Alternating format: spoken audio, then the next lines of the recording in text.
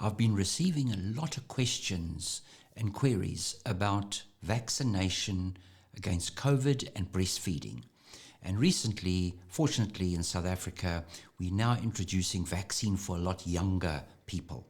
In the past was healthcare workers and teachers, so I've been getting a lot of questions related to, is it safe to have the vaccine and continue to breastfeed a baby?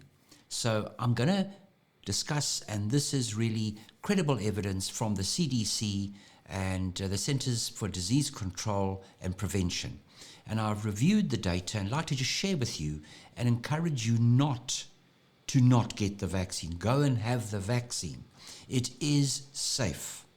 Remember, it's not possible to conduct research and really establish whether, if you're breastfeeding and get the vaccine, is it safe for your baby? Because just think about it. It's not ethical to do research and to expose pregnant women to interventions in the hope that it could be safe. But they've actually found and analyzed everything, and really there is no contraindication. So if you're pregnant, you can receive the COVID-19 vaccine. And recently, they've also established that, pregnant women are at hugely increased risk of COVID. So not only are you protecting yourself, but those antibodies that you generate, you're actually protecting your infant and baby. You're giving them a head start. You're actually kind of treating and helping your baby against COVID. You're doing two things, yourself and your baby. Remember, if you're pregnant, you're at increased risk. There are known benefits of the vaccine, and there's increasing evidence about the safety of the vaccine during pregnancy. So, all the vaccines they've looked at, and this is throughout the world, that it is considered safe. There's no contraindication. It's just a grander and a wider philosophical discussion on vaccines. And I'm just amazed how many people and parents are actually even questioning, not getting the vaccine. And I think one's got to respect everybody's view, but this is a grander societal protection and an existential threat that we all face. And by being vaccinated, you're protecting a wider range in the chain, everybody around you.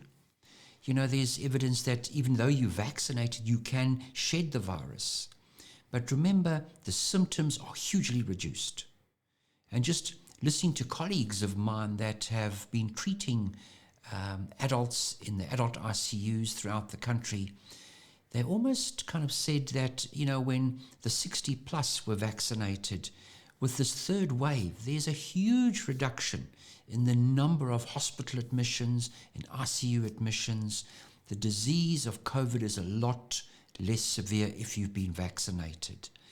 And everybody just in the back of their minds, they're talking about clots. And, as a pediatrician who's involved with vaccines over a whole career, when I see the impact of vaccines, and yes, even if you consider there is a infinitesimally small chance that something could happen, that pales into insignificance.